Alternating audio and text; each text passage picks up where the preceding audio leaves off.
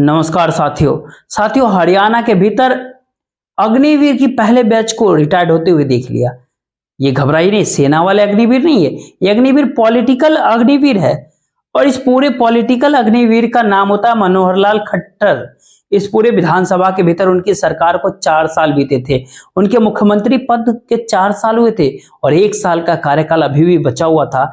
4 साल के बाद जो है कहते हैं ना, पॉलिटिकल अग्निवीर के तौर पर मनोहर लाल खट्टर की विदाई हो गई। उनके परमानेंट कमीशन नहीं दिया गया, उनके कैबिनेट के कुछ मंत्रियों को परमानेंट कमीशन यानी अगले कैबिनेट में भी उनको जिम्मेदारी सौंप दी गई है, कुछ को नहीं दी गई है, कुछ को मनोहर लाल खट्टर की तरह ही अग्निवीर की तरह रिटायर कर दिया गया है। लेकिन भारतीय जनता पार्टी के भीतर अग्निवीर बनाने की जो पूरी प्रकरण है और पूरी परिपाटी जो है, ये लोकसभा 2024 के चुनाव से करीब 2 महीने पहले आखिरकार ऐसे करने की जरूरत क्यों पड़ी, इस पूरे राजनीतिक खेल की करने की जरूरत इस दौर में क्यों पड़ी, इस दौर में इसे अमल में क्यों लाया गया।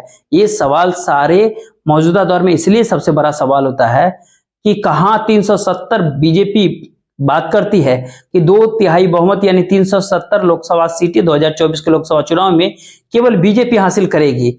और ये बात केवल हम नहीं कह रहे हैं, भारत देश के प्रधानमंत्री नरेंद्र मोदी खुद कहते हैं, संसद भवन के भीतर कहते हैं, पार्लियामेंट के अंदर कहते हैं। लेकिन 370 वाला अगर कॉन्फिडेंस भारतीय जनता पार्टी के भीतर होता तो मुख्यमंत्री को चुनाव के पहले बदलने की नौबत नहीं आती। इस तरह से आपने देश में देखा नहीं होगा, चुनाव सर पे हो और देश में अलग अलग राज्यों में मुख्यमंत्री बदल दिया जाए।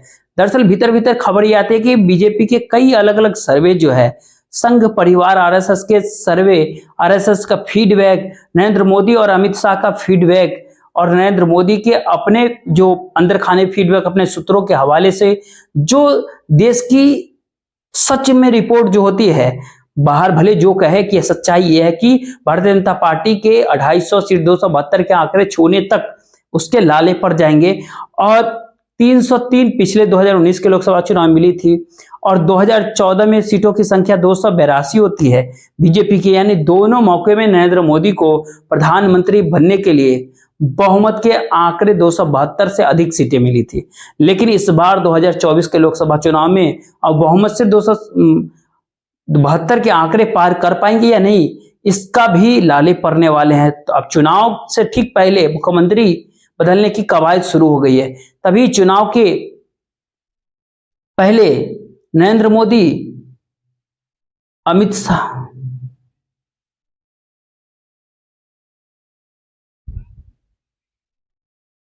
तभी चुनाव के मौके पर मुख्यमंत्री बदलने की कवायद देश में हो रही है। तभी चुनाव के मौके पर इंडिया अलायंस के सूत्रधार रहे नीतीश कुमार का वेलकम किया जा रहा है। तभी चंद्रबाबू नायडू, वह चंद्रबाबू नायडू जिनकी पार्टी ने 2018 के भीतर नरेंद्र मोदी सरकार के खिलाफ अविश्वास प्रस्ताव पेश कर दिया था और एनडीए गठबंधन का दामन छोड़ दिया था, चंद्रबाबू नायडू को साथ लाने की कवायद 2024 के लोकसभा चुनाव के मद्देनजर हो रही है।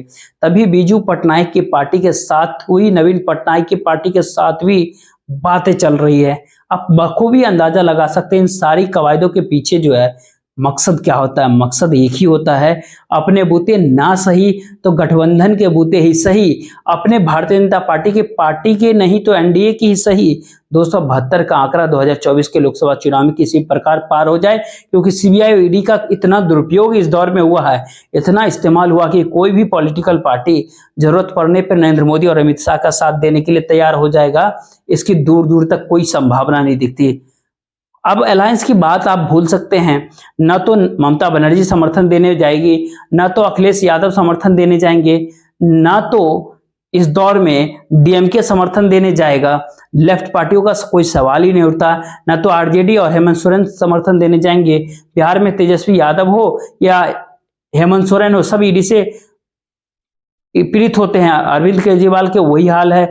कई बड़े नेता संजय सिंह, मनीष सिसोदिया समेत सब के सब जेल में हैं, वो अभी समर्थन देने नहीं जाएंगे बीजेपी को। इसके बाद फारूक अब्दुल्ला की पार्टी से समर्थन की उम्मीद नहीं की जा सकती। महबूबा मुफ्ती की उनसे समर्थन की उम्मीद नहीं की जा सकती है। इस दौर में जिन शरद पवार और उद्धव ठाकरे की पार्टी को तोड़ा गया भारतीय जनता पार्टी के द्वारा, उनसे भला महाराष्ट्र की राजनीति को देखते समझते हुए कैसे पीएम मोदी समर्थन की उम्मीद कर सकते हैं। स्वाभाविक सी बात है कि वो नहीं करेंगे। यही सारे कारण है कि आज के दौर में गठबंधन सहयोगी जुटाने का जो होर होता है, इस पूरे होर को अगर मुख्यमंत्री बदलने की प्रतिस्पर्धा के साथ अगर जोड़कर देखेंगे तो साफ साफ दिखाई पड़ेगा कि भारतीय जनता पार्टी के लिए हालात बद से बदतर धीरे धीरे होते जा रहा है। चुनावी हालात दिन प्रतिदिन भारतीय जनता पार्टी के प्रतिकूल होते जा रहे हैं। किस मुद्दे पर भारतीय जनता पार्टी चुनाव लड़ेगी, खुद आपने गौर किया कि भारतीय जनता पार्टी के पास मुद्दा क्या है, कौन सा तबका होता है सिवाय ट्रोल आर्मी, ट्रोलर्स को छोड़ करके कौन सा तबका इस भारत देश में मौजूदा सत्ता के 10 साल के क्रियाकलाप के बाद अपनी आर्थिक सामाजिक हैसियत में सकारात्मक बदलाव देख पा रहा है। न तो बिहार के नौजवान देख रहे हैं, न देश के नौजवान देख रहे हैं, न ओल्ड पेंशन स्कीम की मांग करने वाले, न ही सरकारी कर्मचारी देख रहे हैं, न ही एमएसपी गारंटी और स्वामीनाथन फॉर्मूले की मांग करने वाले। भारत देश के शंभू बॉर्डर से लेकर के देश के अलग अलग इलाकों के भीतर किसान जमे हुए किसान न देख रहे हैं, न ही महिलाएं देख पा रही है। महिला पहलवानों का आंदोलन आप देश ने देखा था, न ही भारत देश के आदिवासी देख रहे हैं, न ही दलित समुदाय देख पा रहा है, न ही जाति जनगणना के मांग करने वाला, आरक्षण बढ़ाने की मांग करने वाला ओबीसी तबका देख रहा है, न ही इस दौर में प्राइवेटाइजेशन से आशंका से घबराए हुए पब्लिक सेक्टर यानी पीएसयू के कर्मचारी दिख रहे हैं। तो सवाल ऐसे में उठता है कि सरकार किस तबके के भीतर सकारात्मकता की बात करती है, कौन सा तबका सरकार से खुश होती है। यही सारे वो कारण है कि मनोहर लाल खट्टर को 4 साल पूरे करने के बाद जो है राजनीतिक तौर पर अग्निवीर बना दिया गया।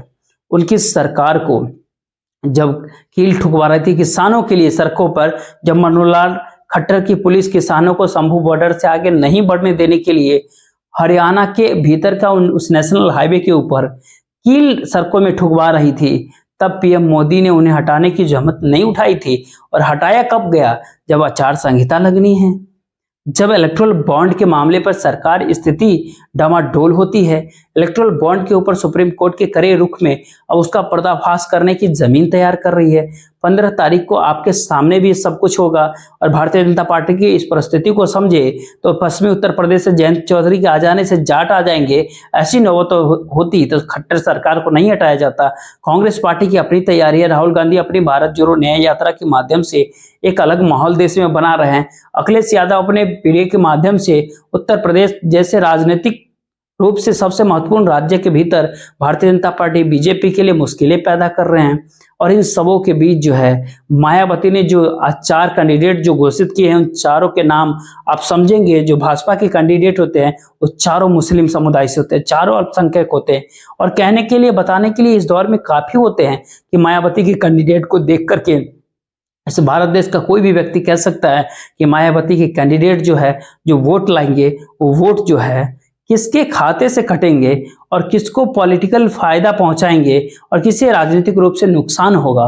जब ये सारी चीजें सामने से की जा रही है और वोटर की आंखें खुली हुई है, असदुद्दीन ओवैसी भी बहुत इस दौर में उनका फैक्टर काम का नहीं लग रहा, प्रकाश अंबेडकर का भी महाराष्ट्र के भीतर महाविकास आघाड़ी यानी इंडिया अलायंस के साथ जुड़ने की खबरें होती हैं। तो मनोहर लाल खट्टर की विदाई के संकेतों को समझने की इस दौर में जरूरत है। 2-3 बातें इस दौर में होती है।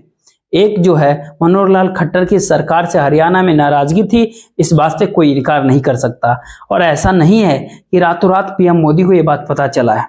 कल ही जो है दिल्ली से सटे इलाके के भीतर हरियाणा के इलाके में प्रधानमंत्री नरेंद्र मोदी ने क्या क्या कसीदे नहीं गढ़े थे मनोहर लाल खट्टर के सामने, कैसे उन दोनों ने स्कूटर के ऊपर एक साथ दरी बिछाया, दरी पे सोए, दरी पे बैठे, अपने पुराने दिनों की यादें ताजा की।